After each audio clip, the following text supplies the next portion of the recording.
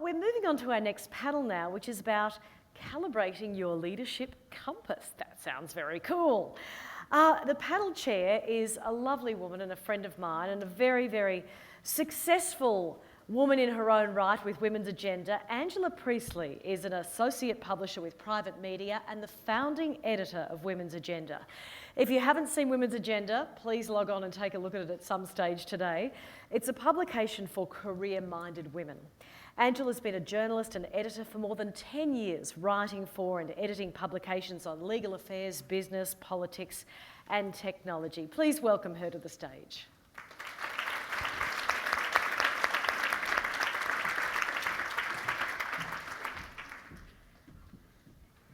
Thank you. That was a very generous introduction. I'm supposed to be making the introductions here. So I will invite our three panellists to the stage. So we are talking we are talking purpose, and we are talking about values. And so if you don't know your purpose and you don't know your values, well, let's hope that we can help you figure that out today. And I remind you again that having a purpose is the first step to telling a good story, which we just learned. So I'm going to invite our panellists up to the stage. And I'm going to keep it a short introduction because I'd like them to share their own purpose and their own vision, and I think they can probably do it better than I can. So we have got Jessica May, who's just coming to the stage now, who is the founder and the Chief Executive Officer of Enabled Employment, a labour hire company for people with a disability. Stephanie Foster, just here on my left, who is the Deputy Australian Public Service Commissioner, where she supports the Australian Public Service Commissioner in leading and shaping unified and high-performance Australian public service.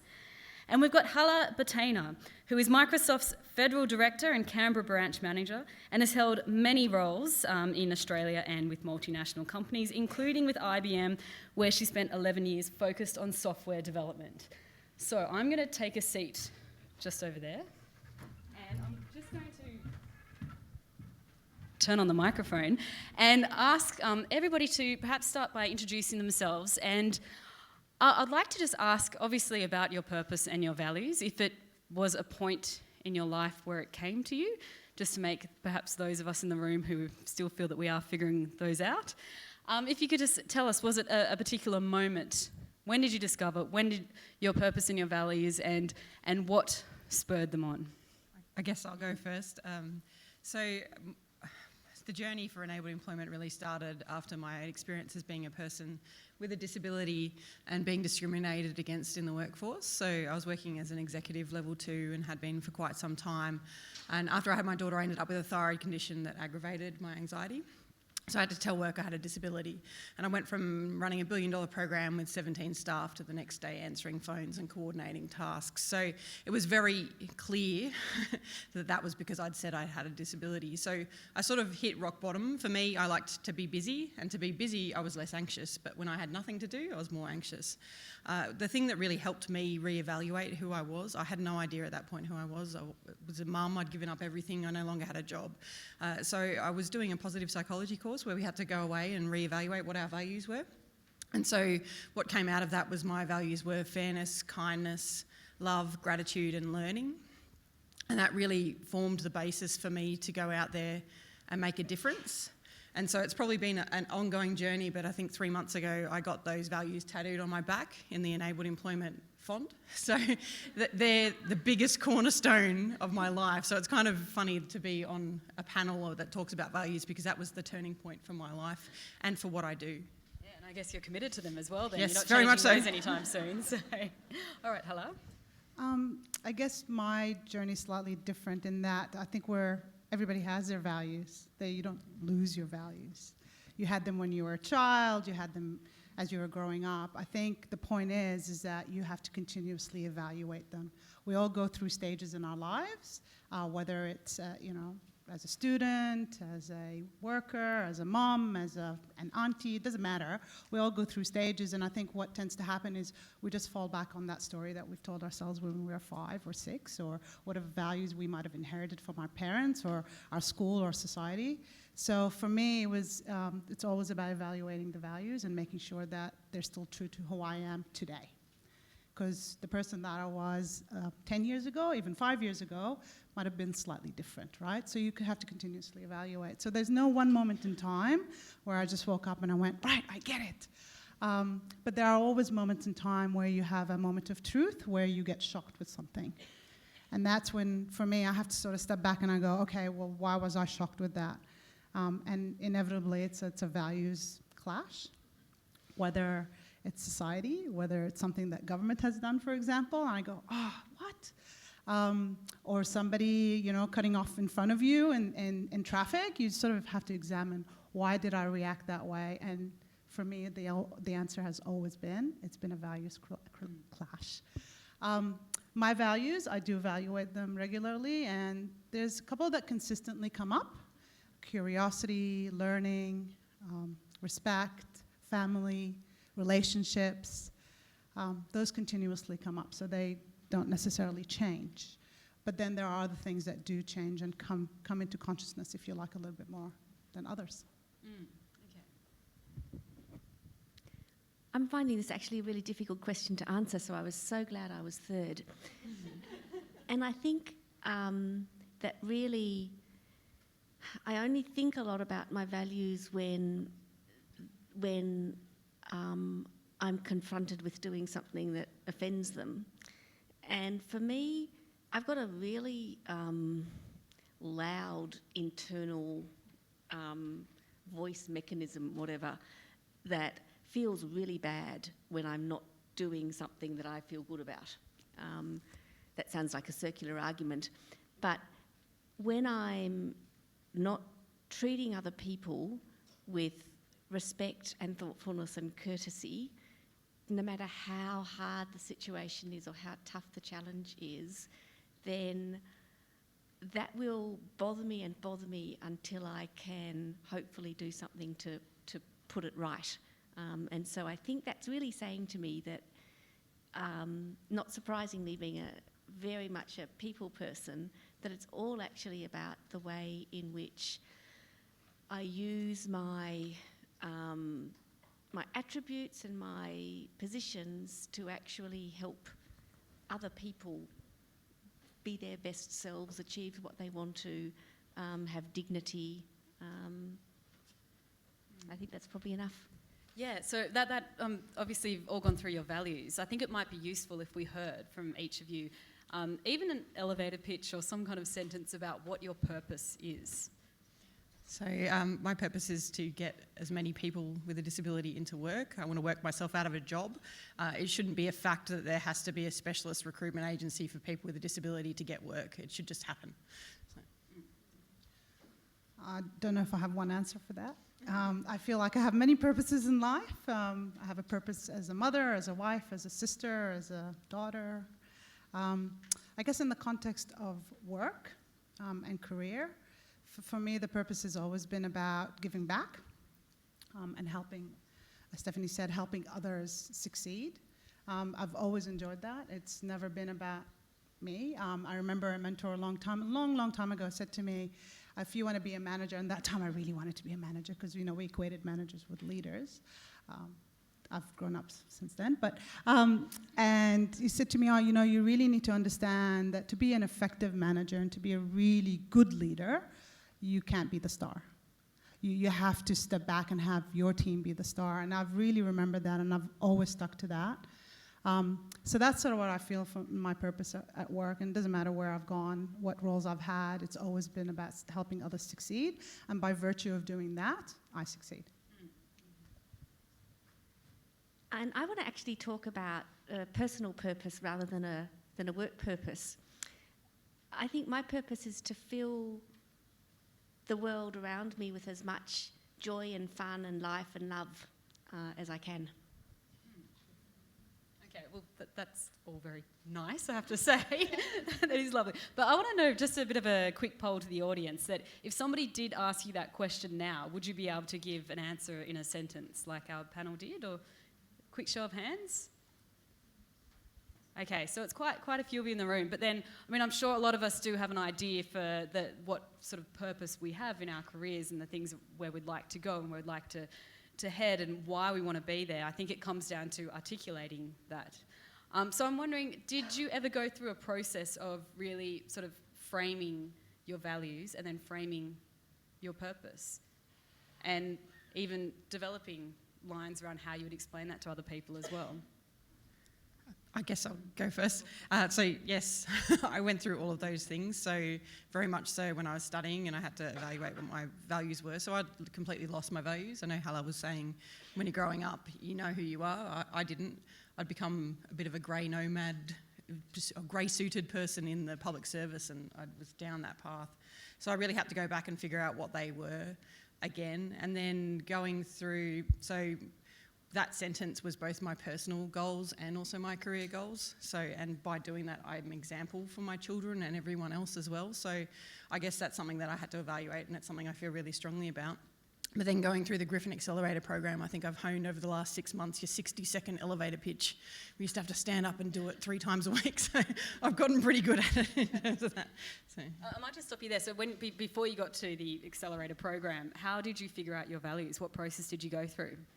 So I went through, we did about 3 months of studying it. So we went through the 7 steps of happiness. So one of those is you have to go and weigh and you do a whole survey on your values, and then you reevaluate whether they feel right. And then you go through those 7 steps with the first one, writing your own eulogy about what do you want someone to say when you die. And the thing that I wanted someone to say when I died was that I made a difference for disability employment. So it really went from there. Okay. Want to go next? No? Okay. Well, we're doing the sequential thing. Okay, that's all right. So yes, there is a process. And I think, what works for me is not going to work for you. So I'll just share my perspective on it. It's really being clear about your goals.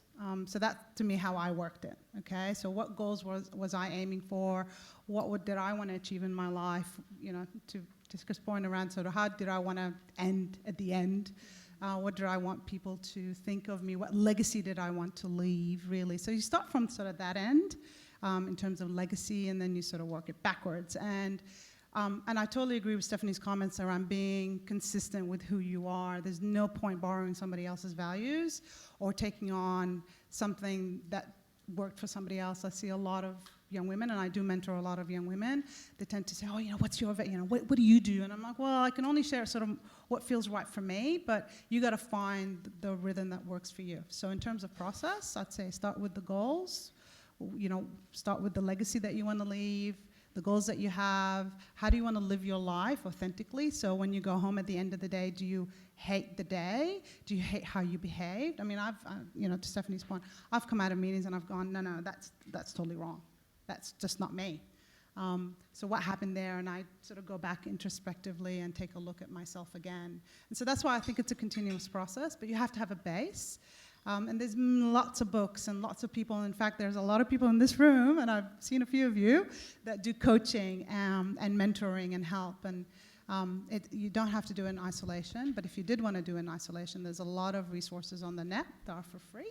There's Strength Finders, for example, which starts helping you define some of the things that work for you as your strengths, and a lot of that helps inform your values. So hopefully that will be of help. Stephanie? So I think I'm into failing because that's how I most isolate what I really value and what I don't. And I don't really know if I want to share this with you, but as the other guys were talking, I was thinking about the first time I stole a girlfriend's boyfriend. And it was a Saturday night, and she was in a tennis club, same tennis club as my boyfriend at the time, and it was a tennis club dinner. And so her boyfriend and I went out ice skating. And ice skating, it couldn't have been worse. You hold hands to go around the rink, and one thing led to another. And I went to mass the following morning, and I was only, 15, and I knocked at the sacristy door as I walked past to go in, because I was, a member of the local youth group, and I used to say hi to the priest every morning, and I used to read the first reading every fourth Sunday. And I said to the priest with these shining eyes, oh, I went ice skating with Chris last night, and one thing led to another, and I think I'm in love. And he looked at me and said, "No boy is ever worth trashing a girlfriend for."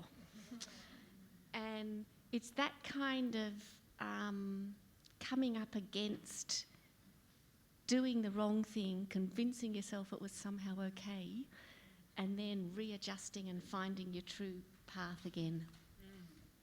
That was a great story as well. I think you learned something from the last session, I'd say. So, yeah. I wish I could say that I had the strength to go back and say, "Chris, it's all over," and I didn't. So there you go. Well, if you had married him, that would have been a different story. So compromises then.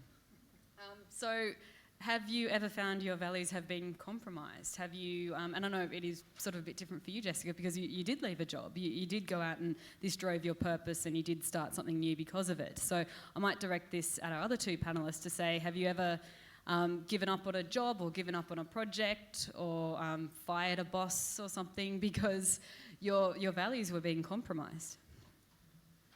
You know, it's interesting. So when I was asked to speak on the panel, and I won't dub the person that asked me, it was a little bit of like this. It went like this, and this is how it went in my mind, okay? So it might have not been the way they presented it, but this is how it played in my mind, okay? It was something like, you know, Hala would really like you to be on this panel. It's about values, and, you know, you're such a, I don't know, they were buttering me up, but it was sort of like, oh, you know, you do so much for the community, and you're involved, and you have such good values.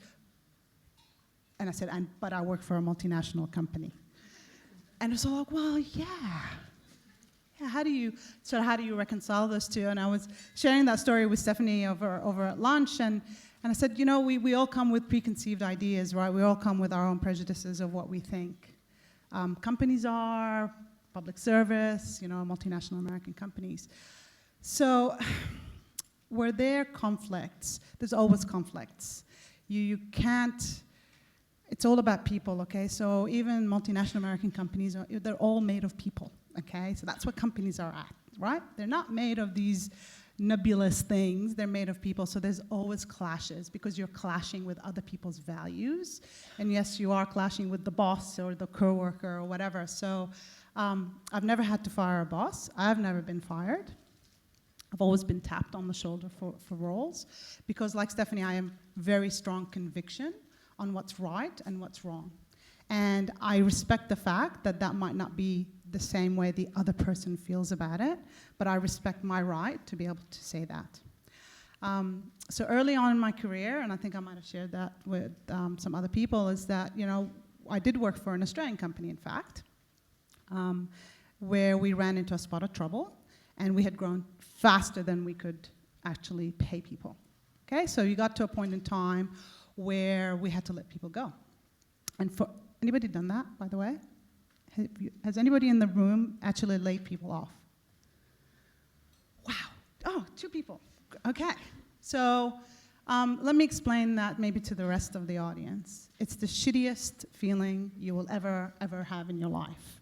Roll up every breakup you've ever had, every disappointment you've ever felt, every guilt you've ever experienced, and double it in my mind, because you know that you're about to impact somebody negatively, and it doesn't matter how you sweeten it, you know, it doesn't matter that they'll survive it and they'll go to something else. So I was 25 years old at that time, didn't know anything. Nobody gives you training for this sort of stuff. Nobody says, by the way, this is how you do it.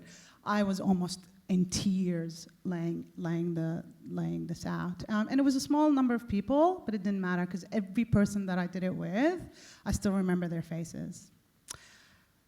You might think, well, you were just doing your job, it's not a values clash, but it is, because here you are, you're doing something that totally conflicts with who you are as a person. How do you do it in a way that still leaves that person with dignity? So you throw out the script, and that's when I throw out the script, because they do give you a script, because legal, who's a lawyer in the room? They like the scripts, and so they'll give you a script, and you have to follow the script, okay? So I chose at that moment in time not to follow the script, and I just spoke from the heart for the person. I said, I just took them through the fact that I had news to deliver, and they're not silly. People are not silly. People know, right? So there's no point bullshitting people. People know, and that was one of the hardest, absolutely hardest lessons I've ever learned, and that was the first real issue I had with, do you do what you're told, or do you do what you think is right? And you do what you think is right. Yeah. And you still did. I mean, you still had to go through the process. Yeah, you still, and that's the thing. I mean, and at the end of the day, there is yeah. things in business that you have to do, and things that we'll come up against that we just have to do as leaders. But it's the way you do it. I guess. So there's a definition of what's the difference, and many of you might probably already know this. What's the difference between a leader and a manager? And it's very easy. A manager does things the right way. A leader does the right things. Okay, and that to me has always been, you talk about tattooed on the back. That's always been a tattoo in my mind. Okay, what's the right thing to do here? And it's not usually what the company wants you to do or what your manager wants you to do, but it's the right thing to do, and you just do it. So Stephanie, have you ever found yourself leaving situations, potentially leaving a job or firing a boss yourself because you felt that your values were being compromised? It's a really important question, I think, in any job. In the public service, it takes on a particular angle because we have a change of government regularly and policies change, and our job is to support the government of the day to deliver their policy agenda. And so you've somehow got to find a way through that of finding your own way of delivering that agenda. And I hesitate to use the topic of refugees because it's such an emotive one. But if you can find, on one level this is very simple for me. Your employer pays you to come to work and pays you to do a whole bunch of things, and as long as they're not illegal, immoral or fattening, then you kind of have to do them if you want to take your salary home. It's finding out how you can do those things consistent with your own values. And I remember a minister, in fact, once saying to me when he was given a job that he really didn't want to do for a policy of his own government that he didn't really believe in, and he was going to have 6 months in that job. And he said to himself, what's something good I can do in this position? What's something that I can believe in and deliver in this 6 months I've got? And so that's the kind of approach that I try and bring to each of the roles I play in the public service, even when the policy might be a little bit dissonant with my values or with things I want to achieve. I can either opt out and let that stuff happen badly, or I can opt in and try and make it work well. Okay.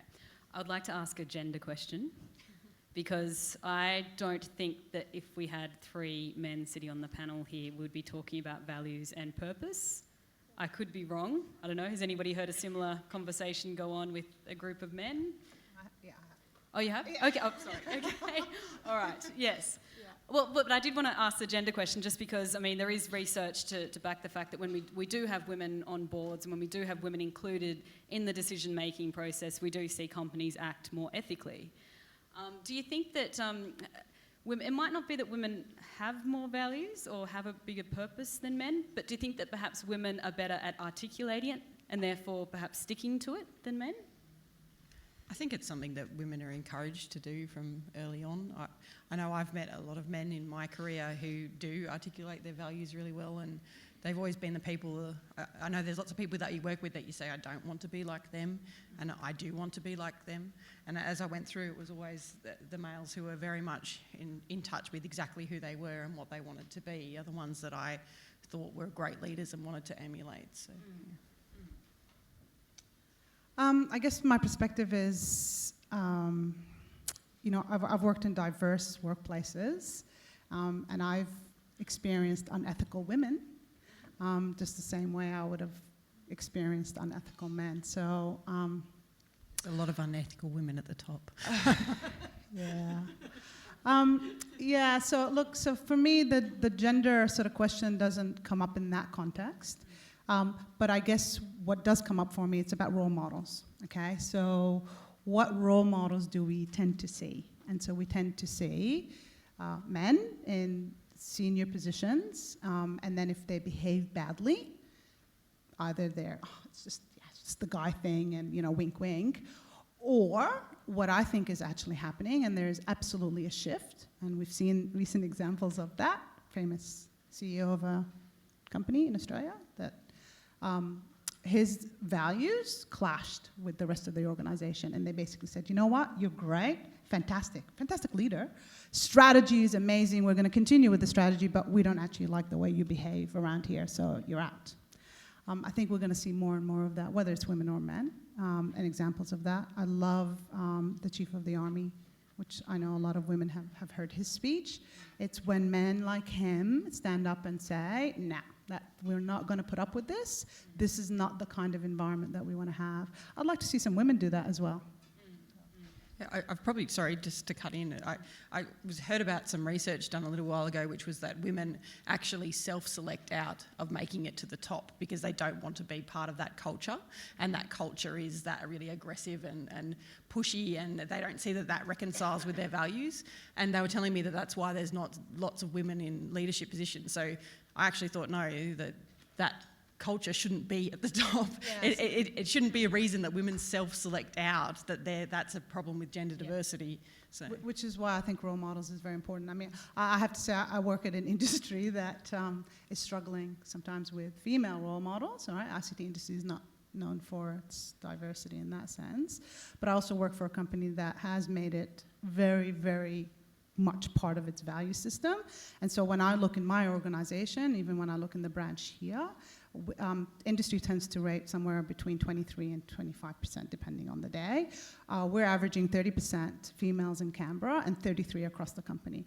Our MD in Australia is a female. Her management team has a lot of females on it. So when I look up, it isn't like that, by the way, it's quite a flat hierarchy, I'm inspired that you don't have to be all the negative terms that we tend to associate for women to get to the top.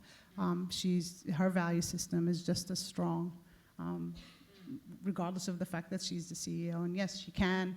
As we were hearing before around the soft and the hard, she can do both. And it's the context of it, and I admire her for that. Yep. And I've heard excellent stories about how she'll very openly leave on a particular afternoon every week to pick up the kids from school and get involved in tuck shop and things like that. And I might add also a tech company, so 33% is very high comparatively. There's still a lot of tech companies out there that have no women on their boards and no women on their leadership teams at all. So no role models at all. So I just wanted to ask also, sorry, Stephanie, did you have anything to add on that? The gender question. Yeah, so I actually think that what both of my co-panellists said is right. I don't think it's a question of men not being values driven. I worked in defence for 23 years, and there's an extraordinarily strong set of values that drive people in the military and that sustain them through all sorts of extraordinarily difficult times. In that same environment, I had almost got to the stage of wanting to opt out. And I remember saying to a woman who I'd had a little coaching from, I can't do this anymore. I don't want to do this anymore, actually. I sit at this table once a week in normal times, once or twice a day when we're in the early stages of an operation, and everyone's thumping the table and shouting, and if that's what it takes to be successful around here, I don't want to be that. And she said, oh God, you make me sick. Just get in there, just do a little bit of thumping. If they're making 3 dumb points, you make 3 dumb points too. Don't opt out and leave that situation to go on. Find your place, find a way to do it that's consistent with your values, but don't opt out. To be part of the change. Lead on the change. I might ask you, Jessica, about your clients. Do you, you're running your own business. Do you look for clients whose values align with yours? Is that important? So I guess no. So most of our time is actually breaking down those employers' values. So we spend most of our time busting all the myths about people with a disability. So I'd probably say 90% of employers think that people with a disability are hard work, they're less productive, they take more sick leave, they have more accidents. And I always sort of say, actually, it's a complete opposite. If you've got an acquired disability, you've had your accident, you've taken the sick leave, you don't want to do it again, you know how bad it is. So we spend most of our time actually trying to convince clients about why people with a disability are actually in a really amazing candidate pool of people that you should be hiring and you should be looking to hire. So very much I go out seeking companies that don't have the same values as us and push them. Being part of that change again. Yeah, well, the people who have the right values about hiring people with a disability are already doing it. So we're very much about pushing people the other way around and getting out there. And that's why we tell our stories about absolutely everything to do with enabled employment. Yeah. I mean, I guess a lot of the conversation around values is often around finding employers that align with your values. And perhaps we do need to rethink that and have a look at where you might be able to be a part of that change and to really lead a difference in those organisations. I'll ask your Microsoft perspective, or from the perspective of working in a multinational. What do you think about that then? Do you think that's more of an opportunity for women? Sorry, what's the question in terms more of an opportunity for women to, instead of opting out of employers that don't align with their values, to be a part of the change within those organisations? Yeah, I'm a bit conflicted on that. My view is, my personal view has always been, if I have a clash of values between myself and my employer, I'm out of there. But it would have to take a lot, right? And I agree with Stephanie. You have a service that you're providing, they're buying your time, and they're buying your knowledge and energy, but at some point in time, you just got to go, yeah, okay, I just hate myself at the end of the day, okay? I just can't go home. So part of me says that, but the other part of me goes, yeah, but you gotta fight through it. You have to, if you don't take a stance, then who does, and all that sort of stuff. And I think a friend of mine, Amanda Green, actually says, the blues, people like us. So you just go find the people like you, and you bound together and you bind together and you fight it from the inside out. And to be honest, it's a lot easier to do it from the inside out. Change can happen. And it doesn't necessarily need to take a lot of sweat and tears, but as long as you're prepared to, put in some effort into it and not take no for an answer, and not just take the setbacks that will come. I think it's very much worth it because, coming back to that legacy thing, what's the legacy that you want to leave for yourself? And not all of us can have a legacy of, starting our own company or doing something impactful directly that way. You can do it through your company and use that to do it. So that's one. And I just wanted to touch on that as well, because we do hear this advice a lot to find your purpose, and also, it's incredible, this idea of writing your eulogy and to find what you want to be remembered for. I guess the reality is, for a lot of people, they're not going to be in a situation where they can find their purpose in their work necessarily. Your purpose could be doing a painting or something. So well, that's what I wanted to ask. Is the focus too much on? I think purpose sometimes, gets sort of, because people, I don't know, I hear purpose and I'm thinking mission statement, and it could be as simple as, what are you passionate about, and then just follow that passion. And I've no disrespect to accountants, by the way, about what I'm just about to say, but I have met the most boring accountants in my life, and I'm just sitting there going, oh my God, how, where's this conversation going to go? And you just ask them one thing about that they're passionate about, and suddenly their eyes light up, and great, go, do that. You meet a lot of people, they're passionate about being, a citizen and contributing back into community. So tapping into that. It doesn't have to be a purpose in that sense. It could be something that you're really passionate about. And when I interview people, I actually ask, those are the kinds of questions I ask. Values comes up all the time, because I'm more interested in a values alignment than I am in, certain things that people can do. Because you can always teach people things, but you can't teach them passion. You can't teach them values in that sense. Okay, I'm going to throw to Stephanie, but while I do that, I think there are microphones going around. I'd like to open up to questions. I think this will give us a bit more time to hear from a few more people. So if you have a question and you put your hand up now, somebody will give you a microphone. And I'll ask Stephanie's perspective on that question. What if you can't find your purpose in your work, if work is a means to earn a living and that's it and that's fine, where else can you find your purpose? So I think if you're looking for your purpose in your work, there's something missing in your life. The best job I ever had, I think, was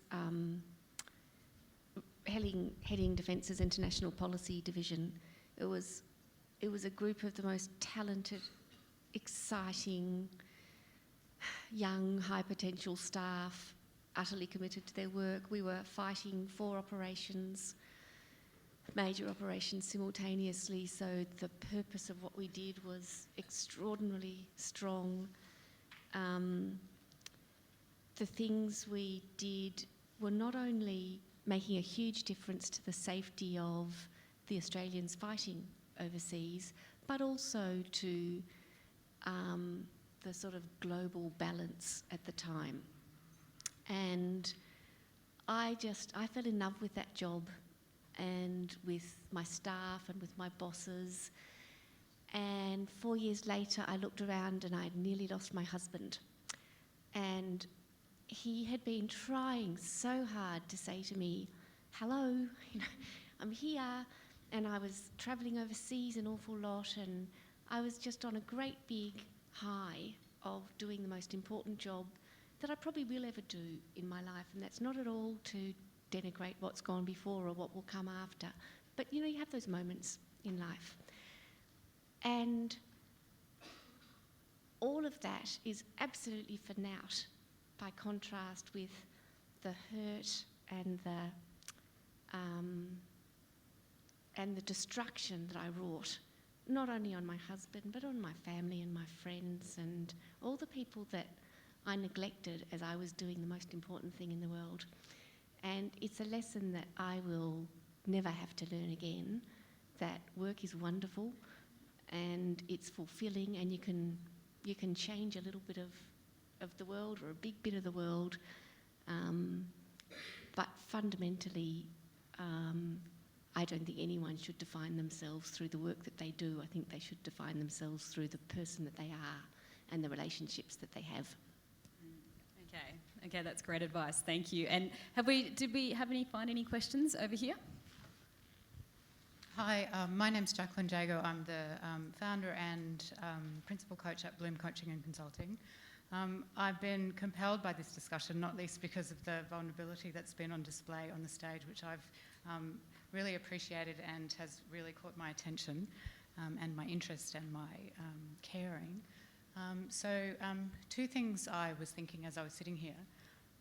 The first one is the question of purpose is one that I've thought about a lot and written about a lot a bit with Women's Agenda, which I think you should all subscribe to because it's wonderful. Not least because I have articles in it, although that's partly the reason, I'm sure. But the question of purpose for me, and I've been thinking about this for years, I no longer think that purpose is really what we're looking for. I think it's more about, and this is not my original thought, by the way, this is Joseph Campbell, it's more about looking for an experience of being fully human, and that for everyone that's different, and that the journey of life is a journey towards understanding that question for you. And it's not ever a question that is answered. It's always only partial. So the sense of the thing that's unfulfilled in you is never going to be answered by getting the perfect job. So that's where I am with that question. So the other thing that I was sitting with as I was listening to the Marvellous panel was the question of opting out of senior leadership in order not to get sucked in by the toxic, let's say, masculine culture, although I say that in inverted commas. And I wondered if opting out is not itself a culture. Opting out by women is not itself a culture, and wondered if anyone on the panel would like to speak to that. I guess being the person that sort of raised that, I don't think that you should have to opt out as the culture. So the culture shouldn't be that toxic. So you should just be able to continue your life and be flexible and still leave at 3 o'clock sometimes to go and get your kids without everyone persecuting you. So I don't think it is a culture of women, because we're seeing more and more women who do become part of that toxic culture to go to those levels. So it shouldn't be part of that. You're either a bad person or a good person, and you should be able to get to the top either way.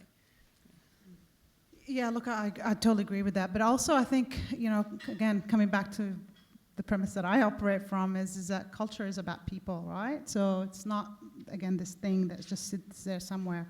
So even in large organizations, and a lot of our clients here in Canberra are what I consider large organizations, you will find subcultures in that, right? So you don't necessarily have to even leave the organization to go and find a culture that fits in with what you're trying to do, and then climbing the path up that ladder if that works for you. This whole opting out thing, I think it's more of what somebody in the morning was, and I believe it, and I've seen it, where women go, oh no, I won't go. I think it was Kate Carnell. She's saying, I won't go for that job because I don't have the skills, I don't have the time, the kids are this, the kids are that, or whatever else is stopping us. Women tend to make those decisions, in my opinion, and just my experience, in isolation. They don't talk to anybody about it, which is really strange considering we talk about everything else that we do to each other. Yet when it comes to those sorts of career decisions or whatever, we don't want to talk to it.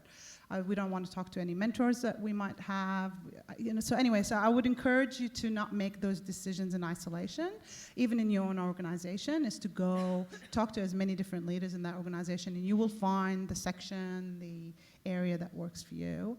I'll just tell you a story. When I was in IBM, and I worked for Software Group, as Angela shared, and I remember sitting in this sort of meeting we did in Canberra. IBM was quite large in Canberra and had lots of managers, and we're all sitting together, and if you can imagine, I can talk underwater, right? So I tend to be quite talkative. And so I'm listening to all these people, and they're just talking about everything, and I wasn't sort of exposed to much of the detail, and I was pretty quiet. And they said, oh, Hala, you're quiet. You're never quiet. Why are you quiet? I said, I don't know this IBM that you're talking about. Because I was not exposed to this sort of negative IBM that they were talking about, where they couldn't get this and couldn't get that, and that boss was this and that boss was that. And I remember sort of 15 to 20 people looking at me going, what do you mean? I said, well, I was the only software manager at that time, by the way, in Canberra. I said, I don't know this IBM that you're talking about. So you can experience different organizations in different contexts. And so I think keeping your options open would be my advice on that one. I've got two thoughts about getting to the top. One is that if that's all you're focused on, the lid keeps rising and you never quite get there. And it really came home to me with a person who was promoted to a secretary of a department in the Commonwealth, and that's really pretty cool. That's pretty top. The instant they were there, they were thinking about, how do I get the Secretary of PM&C job? And I'm wondering, so what happens when you get there? What's the next thing that you're going to be driven to achieve? And not everyone can or will or should get to the top, however you define that. I'm much more, I think, attracted to the idea of just doing what you want to do and doing it really well and having lots of fun while you do it. And if that means a really big senior important position, well, fabulous, because that will make you happy. If that means something that other people outside might not see as big and significant and important, but it's what fulfills you, then that is your top. So I think being really clear in the race to the top is important. Okay. And while we're looking for the next question, just a point there that you raised, I think one of the things that we really underestimate is when we talk about mentors, and we talk about sponsors and all the discussions we can have with them, which are both so valuable. But sometimes we underestimate friends and peers and connections and the sorts of people you might meet at an event like this as well, that you could carry on as friends for life. And those sorts of people can become just amazing contacts to have these conversations with, and to workshop your values, your purpose, to workshop what you're thinking about doing with your career. And it's just interesting that you say that, because we don't seem to have those conversations enough with our friends. Same thing, we don't talk about money. Same thing, talking about money. Yeah, Yes. it's the same thing. Yeah. You know, we're happy to talk about everything else in terms of, you know, how much you spend on a shoe, but we don't talk about our salaries, and we don't talk about what we're earning, and you know, and you don't have to, by the way, and you don't have to say, I earn this much. It's more it's one of those taboo things. Men don't have that problem, okay? They don't, and you know, they might not say, you know, I earn this much, but they'll give you a range. That's for sure. Women, we tend to not. There's so many taboo topics, and one of them I find is the money. Yeah. And yeah, you're right. Advice can be found from anywhere. Yeah, and talking about salary can certainly help, I think, because it's easy to realise that you may have been left behind on Absolutely. the salary ranks And until you have those discussions with your friends and your peers. Did we have another question? Come on, we can't have been that boring. A room full of women and nobody wants to talk. We've got one at the front here. Hi, Deanna Lane again, from the YWCA in New South Wales. I just wanted to ask you, in terms of linking values with the previous speaker about soft and hard power, what do you do, and open to anybody, but Hala, I think that I wanted to ask you because you seem to have a very people-oriented approach. What do you do when someone working close with you doesn't share your values, in fact is completely displaying opposite values from yours? Do you use soft or hard power? Well, it's my first reaction is, oh, that's an easy question, but no, it's not, because context, I think, is quite important, and I think Yamini talked about context. So it depends on what's happening. If I tend to ask a lot of questions, because my tendency, I'm impatient, and so my tendency is to potentially read into things and jump into things. So I tend to step back and ask a lot of questions, try to understand where that person is coming from. If through that process I'm finding that it's a power game, a lot of people like to do that. Yeah, a lot of people, you're the branch manager, I'm so gonna get you. Or whatever it is that's going through their head, right? So if I find that it's like that, I will still go soft. Because in my younger days, it was, I didn't have a lot of role models in that sense. So, you know, I was surrounded by men. I have a computer science degree, okay? I went to university. You know, I was 2 women in the class. So the role models tended to be men. So in the younger days, I would have gone hard at it.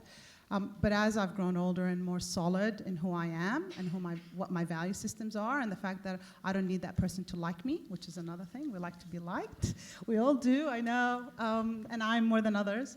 But it's stepping back and just not necessarily going the hard yard, which is the easiest one. So going soft is my first reaction now. And I've copped a lot of flack for that sometimes. You know, people, you gotta be harder, you gotta, you know. And it's not even the bosses, it's not my boss telling me that. It's actually the people around you that tell you that, yeah? Because they expect that if you have a position of authority or you're in a decision-making sort of position, that you have to exert your power through that. As I got older, I've realized power doesn't come through position anyways. Most of the people that I know at Microsoft and that I worked with in IBM and people in this room that I know, their power and their influence doesn't come through their position. Jessica, can I ask you that question? Because it would be interesting from your perspective of, like you say, initially going into clients where you might have to sort of get them to recalibrate I'm their the values. same. We kill everyone with kindness. So, and for those people who then still continue to put up those barriers and walls, when they do come back to us, we kill them with kindness again. So I think that's probably the best. I think there's probably only one example recently where I had to get a bit hardball, but I still killed with kindness. And I think it's a really good example. I won't say who it was because it's a very big company. So having a conversation about disability inclusion, and so we're talking through that, and this might upset Stephanie a little bit, but I'm going to be a bit controversial. So the policy that's been brought out to get people with a disability straight into an interview, so they have to still meet the requirements, but and they get straight into an interview. And for me, I don't agree with that. I don't want to get an interview just because I have a disability. And so we're meeting with a big multinational company, and the person's like, oh, but we've brought that in, we're best practice, this is what we're doing, and it's great, and we've got this statistics on gender diversity. And I said, well, what's your inclusion rate? Oh, yeah, well, but we're doing excellent on gender. And then we sort of got to that, and this was their policy, and she just didn't get it. And I kept saying, I don't want an interview just because I have a disability. And I ended up having to go a little bit hardball and say, do you want an interview just because you're a woman? She said, no, I would never want an interview just because I was a woman. I would never want to get to my position just because I was a woman. And that was the only way I could get her across the line. So it was still very soft and probably that storytelling and bringing it back to her. But she was just so adamant that they were doing the right thing, but she wasn't thinking about it from the person with a disability's perspective. So I think that's probably a good example. Yeah, it must get frustrating, but... Yeah, how do you... I think it is frustrating, and I think their other policy was, we identify positions for people with a disability. Oh, great, you identify scanning positions for a person with a disability. I don't want to go and do scanning. I'm a highly qualified person. I want to do the job that I can do. So what we go in and ask for with every single company is we want every single job that you advertise, because every single person with a disability will fit into those categories of those jobs. So I think it's really about changing those attitudes. And it's the same thing. You've got a college degree or a university degree. Do you want to go and do scanning? Or I'm talking to the diversity and inclusion manager of a company. Oh, great, so I'm going to deem a job for you that you're only going to work with people in this area for the rest of your life. And so it's about bringing those stories back in and making them see it from their perspective, really, I think. Sorry, that's what I thought. Last time I looked, I thought it was discrimination. Yeah. We were quiet on that one. It's a daily basis. It's a daily struggle. Okay, I'm looking around the room for questions. No questions on living your purpose? Oh, we've got one. Okay.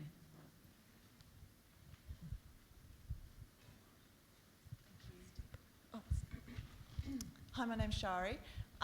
In thinking about a moment when you felt highly effective as a leader, what was it that you were doing that made you feel that effective in that moment?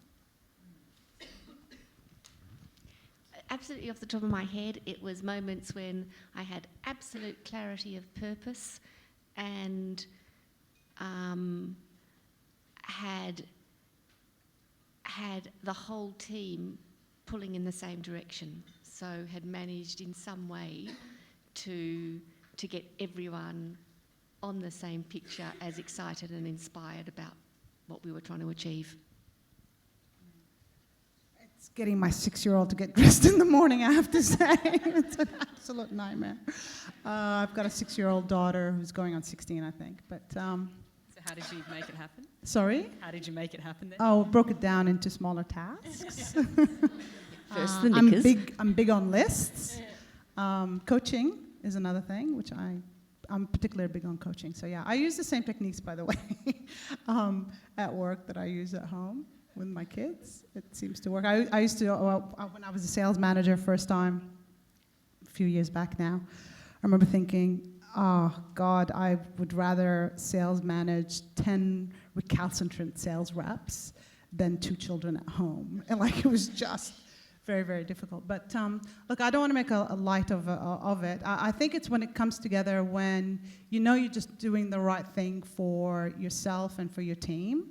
And I'm very client-oriented, so my ethics are, in that sense, quite aligned in that, I'm very clear about who pays the bills. And I've always been clear about that. Doesn't matter which company I've gone to, clients pay the bills, and so clients are very important. And then it's the people that make it happen. So if you can get those 2 things right, and when a day happens where the clients you got that right for the client, got that right for the people, I really do feel top of the world. So I guess for me, I'm doing the thing that I think is the most valuable thing I've ever done in my life, and I feel the most happy about it. But throughout that, I've still had doona days. I've still had days where everything has gone wrong and everything has failed, and I've just laid in bed crying going, this is the end. So you can still be in that inspired, absolutely purposeful part of your life and know that what you're doing is right, but you're still going to hit those barriers, and it's about how you get up again. And I know one of my board members rang me 5 times one day until I answered, and he said, "Oh, you don't want to speak to me, do you?" And I'm like, "No." And he goes, "I need to talk to you about," and then he told me a really horrible story when he first started his business about everything failing and they couldn't pay everyone, and how he came through just by the kindness of a stranger. And then he was like, "Now get out of bed, get up, go out to dinner and do something, and I'll see you tomorrow." So it's really about how you react in those situations. And fortunately, I remember those times now, we absolutely dodged a bullet, and I thought it was the end. So yeah, it's how you go back and how you get up again, I think. I totally agree with that. I think my friend Kate from WIC always says, I aim for doing at least one thing a month that I absolutely am petrified about. And so I aim for at least once a week to do that. It really does push you, and I agree with Stephanie's earlier comment around, you do learn from your failures. They make a more impactful DNA impact, by the way. Successes are just as important, absolutely, but it's also those little setbacks and the doing the thing that you're really pushing through the fear. I think those are the days where you go, I did it. I know I didn't think I could, but I did. That's a good day. I'm just thinking about that in a gender sense. This is a complete generalisation, so forgive me, but blokes will go on a footy field and they'll smash each other in the face, and then they'll walk off and have a beer together. And we stand there and we think, what gives? Yeah. I think the capacity to take risks, fail, and then love yourself in the morning is really, really important. Not to spend the next week beating yourself up because you didn't get it right, because most of our male colleagues won't give it a second thought. And if we actually are competing, as we all compete in our world, then we can't be our own worst enemies. We've actually got to love ourselves in all of our weakness and our strength, and know that years and years and years ago, I had a whole summer of water skiing where I didn't fall once. And I said proudly to my brother, "I haven't fallen all season." And he said, "Well, you haven't been trying, have you?" And he was right. I just hadn't been leaning very hard, because, staying up had seemed more important than leaning, which was going to make me better and more competitive. Okay, all right. Well, I think that's an excellent closing remark. So thank you. Thank you, everybody, for joining the panel today. Thank you for your questions. Thanks for having us.